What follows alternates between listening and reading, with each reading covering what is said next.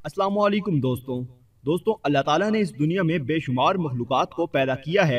बल्कि ये कहना गलत नहीं होगा कि अल्लाह ताला की बहुत सी मखलूक़ात पानी के नीचे मौजूद हैं और बेशुमार मखलूक़ात आसमान में हैं, पहाड़ों में हैं और दरख्तों पर हैं। अल्लाह ताला की तमाम मखलूक़ात का चलना फिरना, रहन सहन, शिकार करना एक दूसरे से बिल्कुल मुख्तलिफ है।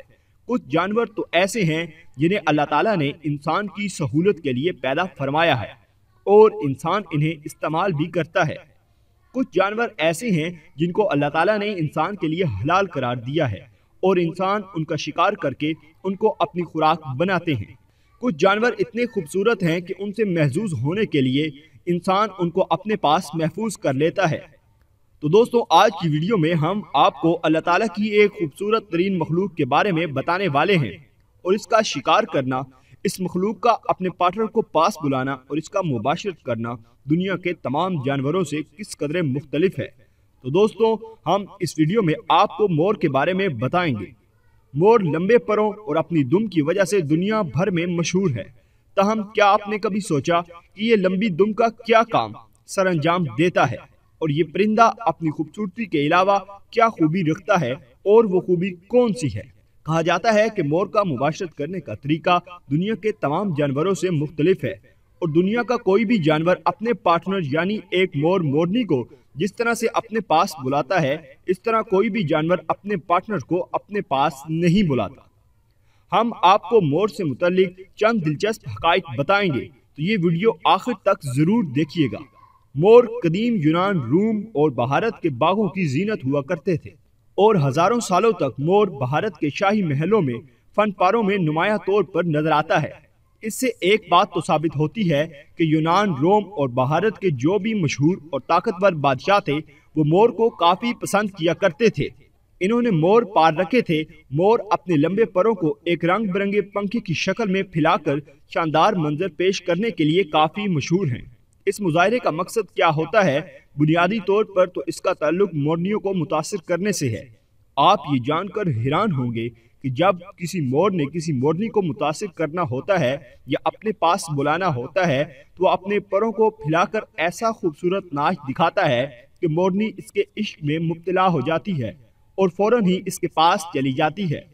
मोरनी इंतखाब के मामले में बुलंद मुकाम रखती है, लेकिन शौक जिस्म के मोर इसकी कमजोरी है। मोर की शानदार रंगों और आंखनुमा निशान वाले पंखे की शक्ल में फैली हुई दुम मोरनी की पूरी तवज्जो हासिल करती है। वो सबसे बेहतरीन नज़ारा पेश करने वाले मोर को ही अपना साथी बनाना चाहती है और जिसके पर और नाच मोरनी को सबसे ज्यादा महसूस करता है, मोरनी भी उसी मोर का इंतखाब करती है। तहम पर फैलाना इस मुजाहिरे का सिर्फ एक हिस्सा है। मोर सबसे पहले अपनी लंबी दुम को फैलाता है और आगे की तरफ फैलाता है। इसके बाद वो अपना मशहूर नाच पेश करता है। जब वो अपना जिस्म हिलाता है तो इसके सुर्खी माइल खाकी रंग के बाजू दोनों तरफ फैले होते हैं, जिसकी वजह से इसके सीधे खड़े हुए पर सरसराने की आवाज पैदा करते हैं। इस दौरान मोर ऊंची ऊंची आवाजें भी निकालता है। ये आवाजें सुरीली तो नहीं होती, लेकिन इससे मोरनी को ये जरूर पता चल जाता है कि मोर उसे पसंद करता है। बाजुकात मोरनी मोर की नकल करने की कोशिश करती है, लेकिन गैर दिलचस्पी का मुजाहिरा करती है। इसके बावजूद सबसे शौक मोर इसका दिल जीत लेता है और मोरनी इसके पास चली जाती है। अब हम आपको बताते हैं कि मोर मुबाशरत के दौरान मोरनी के साथ क्या सलूक करता है। दुनिया में कोई ऐसा जानवर नहीं है जो मुबाशरत के दौरान अपने पार्टनर की आंख में आंसू मुंतकिल करे, लेकिन मोर वो वाहिद जानवर है जो मुबाशरत के दौरान अपने पार्टनर की आंख में आंसू मुंतकिल करता है। इस अमल से मोर को लगता है कि मोरनी से उसका रिश्ता ज्यादा गहरा और मजबूत हो चुका है। नस्ल खुशी के मौसम के बाद परों के झड़ने का वक्त आता है। औसतन एक बालिग मोर जिसके पर बहुत ज्यादा लंबे होते हैं वो अपनी मोरनी की तलाश में निकल जाता है। पहले उसको नाच दिखाता है, अपने प्यार में मुब्तला करता है और उसको अपने पास बुलाता है और मुबाशरत की तैयारी के दौरान ही मोरनी की आंख में अपना आंसू मुंतकिल कर देता है। और जब मोरनी की आंख में मोर का आंसू चला जाता है तो दोनों को यही महसूस होता है कि दोनों एक दूसरे के लिए ही बने थे। शाम के वक्त रात गुजारने के लिए मोर आहिस्ता आहिस्ता दरख्तों पर चढ़ने लगते हैं और फिर सुबह के वक्त धीरे धीरे नीचे उतरने लगते हैं। پرندے اپنی خوبصورتی سے آپ کی آنکھوں کو لبھا سکتے ہیں، لیکن ان کے گانے آواز اس معیار پر پوری نہیں اترتی جب تک یہ پرندہ کھانے کی تلاش نہیں شروع کرتے۔ ان کی درد بھری پکار شام کے پرسکون ماحول کو خراب کر سکتی ہے۔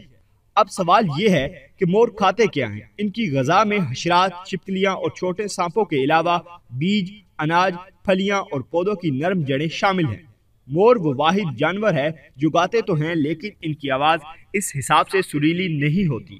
ان کی آواز صرف مورنی کو ہی سریلی لگتی ہے اور وہی اس کا ناچ بھی پسند کرتی ہے۔ انسانوں کو مور کی آواز سے کوئی دلچسپی نہیں ہے، لیکن آپ کو بتا دیں کہ قدیم یونانیوں، روم اور بھارت کے بادشاہ مور کا ناچ کافی پسند کیا کرتے تھے اور انہوں نے درجنوں کے حساب سے اپنے دربار میں مول پال رکھے تھے، اور وہیں ان کی مورنیوں کے ساتھ مباشرت کروایا کرتے تھے اور مورنیاں بچوں کو جنم دیتی تھی۔ اس طرح مور کی نسل آگے بڑھتی تھی۔ آپ نے ایک غلط بات سنی ہوگی کہ اگر آپ اپنی کسی کتاب یا کاپی میں مور کا پر رکھیں تو کچھ دن بعد وہ 2 ہو جاتے ہیں۔ اس حوالے سے ہم نے کافی تحقیق کی ہے، لیکن اس حوالے سے ہمیں کوئی شواہد نہیں مل سکے۔ یہ بات سراسر غلط ہے کہ مور کا پر انڈے دیتا ہے۔ اگر آپ اسے کسی کتاب یا کاپی میں رکھیں تو بے شک آپ 100 سال بعد بھی اس کتاب کو کھولیں گے تو وہ پر ایک ہی ہوگا۔ تو دوستوں، یہ تھی آج کی ویڈیو۔